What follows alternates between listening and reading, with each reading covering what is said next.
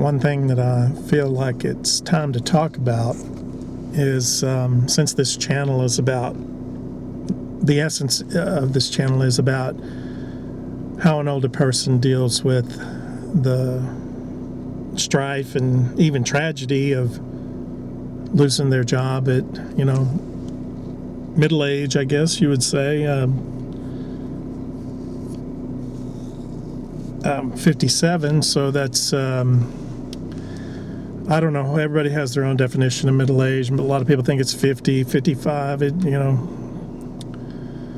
middle age is when you're 35. I mean, it's just amazing to me that how, society just can't wait to jump at labels anyway. The essence of the channel is that, the things that happen and how, from the get-go, that was what I said, was this is about how someone's life unravels, due to unemployment. I got another rejection, via email. And those things truly don't bother me. They're not at least at the point of bothering me, because that's to be expected. I mean, you're going to have a lot of. The only thing that's kind of the only thing that's happened that I haven't really anticipated was the number of people who you just never hear back from. I expected far more professionalism in the workplace, but there's not. People wouldn't even know the meaning of the word most of the time. HR people don't even know what courtesy and professionalism is anyway. The point I wanted to get at was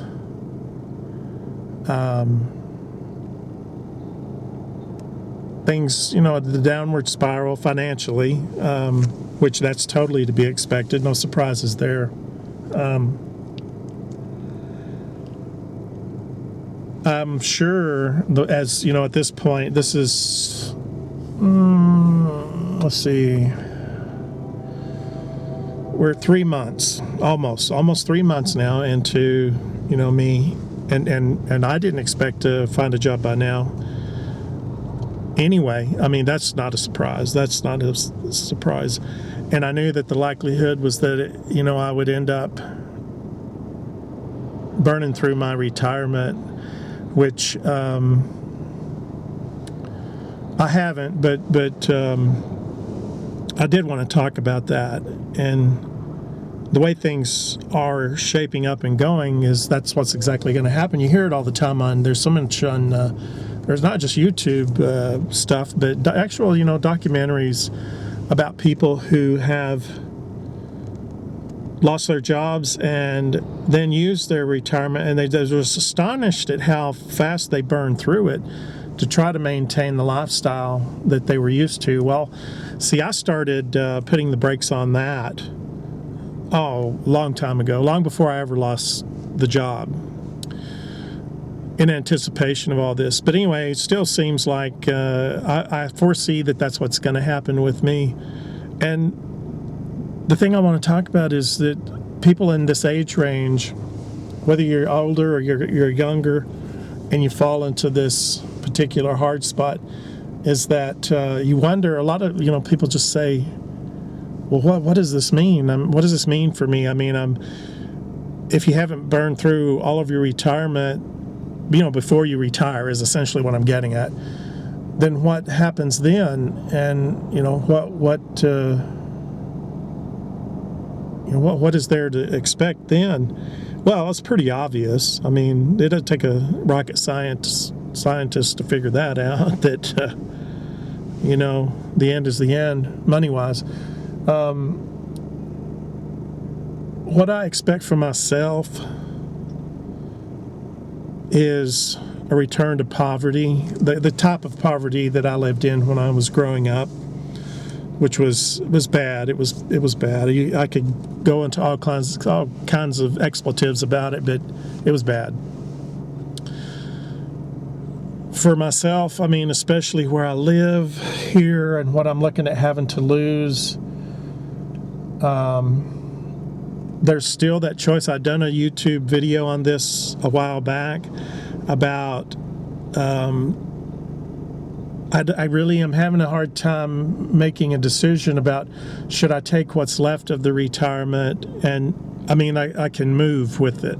That's about it. I mean I didn't have a lot in retirement anyway, but to just take it and go just before the walls cave in here. What I mean by that is before you burn through your money at a slow burn, being as conservative as you can, and you can get more mileage, of course, that way out of it.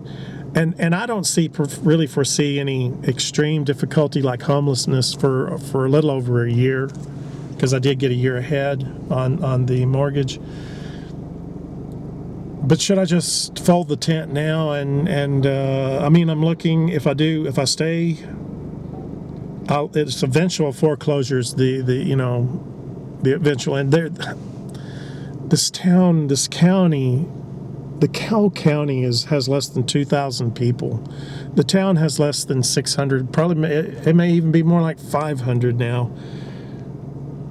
There's one town in the whole county. The biggest employer is the school district. It employs 50 people. The county's the next largest employer, so it employs less than that. Should I stay? Should I stay to make a fight? And maybe, that was the whole deal about going over to New Mexico and scouting out stuff there. And New Mexico's not the only place I've been, but things are horrible all over. I mean, this is genuine depression. Just because we don't see documentaries about the Grapes of Wrath doesn't mean it's not happening just like it did then. It is by all means. Oh, there's so much devastation of the middle class that Grapes of Wrath was a good movie, excellent movie. And it, from what I see in my life, what I've lived, that told the story very well. Very well, unfortunately. And I think, anyway, back to the subject at hand. I foresee poverty for myself, illness, because there will only be, I haven't counted them, it's around 10 medications. 2 are absolutely critical for life-threatening if I don't take them. And maybe the third being a breathing medicine, a breathing steroid. And believe me, if you don't know what that's like, if you don't have some breathing difficulties, that you need a medicine like that, you have no idea that how life-threatening that can be. But 2 medicines, that's it. That's all I'll be able to do. And those, I'm not even totally sure of those. But anyway, I don't want to dwell on that. The thing is sickness, poverty for sure.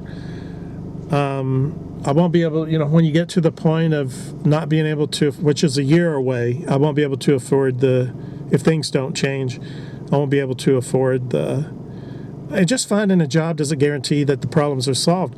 What if I find a job and the only job that I can get is like a $9 or $10 an hour job? That won't, believe me, I have an inexpensive house payment, and relatively speaking, and $9 or $10 won't hack it, even at that. $3,000 a year for homeowners insurance. See, when it gets to that's when the terrible stuff happens, and I don't fret about it. At least I don't think I do. I don't think that's what wakes me up in the middle of the night, but anyway, because I bought some time for myself to try to sort these things out. But when you're this age, the health problems can be rapid. I have great concern about having any kind of a medical procedure now. I mean, the insurance paid. I had 4 operations in, 4 operations in 2 years. Well, the health insurance I had was the old style, the pretty good health insurance that took care of it. And of course now, even a minor thing would be a catastrophe. It means lifelong debt. It means I don't know that I'll be able to keep. I'll have to keep one vehicle. I have three, and there's no payments on any of the three. Thank God. That's one of the only ways that I'm surviving now. But when I may not be able to afford the insurance, let alone the gasoline and everything. I don't drive any more than I absolutely have to, and I may not be able to afford the insurance and the yearly tax title thing. When I say tax title, I mean the registration and license fee, all that, inspection too. So I may have to bring that down to one. Those are what the things facing me, and so people that are in this position like I am, it depends on the person how they can live through this and survive it and deal with it. Some people will just go nutty with it. It just depends on the person.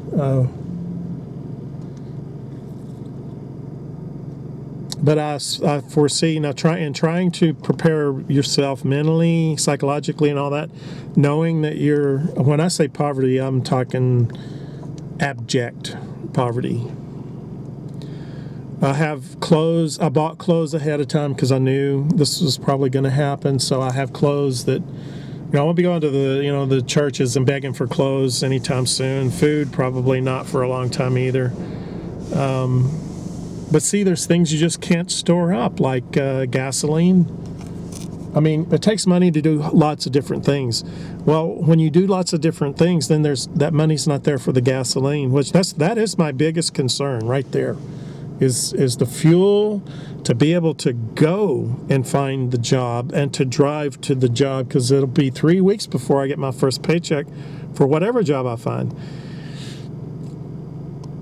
These are the type things I just wanted to touch on.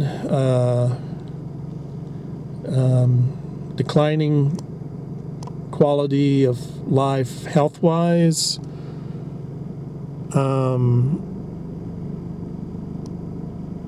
Not that I can see things, disrepair to the home because you just don't have the money to paint. You just don't have the money for that type stuff. Coming up with even money for emergencies, plumbing emergencies, what have you. I inspect the roof at least twice a year to try to stay ahead of that, because the roof is so old that the insurance company won't cover it. Even with charging an exorbitant homeowner's insurance, I have no roof coverage. See, those are the things. This is nothing that, there's people out there have it a whole lot tougher than me. I'm not crying or whining. This channel is about it's an expose of what happens to a middle-aged man who loses his job. There's a movie that was made many years ago. Back, there were 3 really bad recessions in the 1970s, and during that time period, George Kennedy did a movie for television. I can't find it now. You can find it on the Internet Movie Database, but I can't find a copy of it anywhere. It's I think it was called either The American Tragedy or The Great American Tragedy, and his thing was very. It was what's happening to me, and so. It's part of life. It's the kaleidoscope of life. Crying about things is the kaleidoscope of life. Laughing about things is the kaleidoscope of life. Being somber, being depressed, being happy.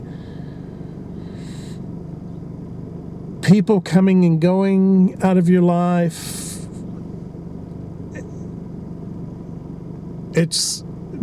Would behoove anyone to sit back and say, and because for the most part it is true, that none of these things will last. The whole spectrum from happiness to sadness, richness to poverty, those things are transitory.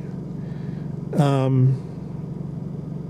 try to hold my head and my mind on something so much higher. I mean, I'm not going to get religious. I ain't going there. Things in this life are transitory, and it would behoove anyone to not dwell on anything too long, because happiness can give you a false euphoria, just like depression can give you this, in its own way, can give you, and sadness and all that can give you a false euphoria that you end up, it becomes your drug of choice. And so these things, I asked my grandmother one time, because my great-grandfather had such a hard life. My grandmother did too, but my great-grandfather was absolutely a brutal existence, and he was a cowboy and many other things. But I asked one time, how did he get through all of those terrible things that happened to him? And she said, and this was when I was probably my mid-teens, she said, well, he learned to roll with the punches. And I can't think of a better piece of advice than that. Anyway, that's all for now. I've got some road work to do, and some things to take care of, so I just wanted to touch on that, and I'll be touched on it again. That's what this channel is about. And hopefully before too long I'll have some good news for both of us.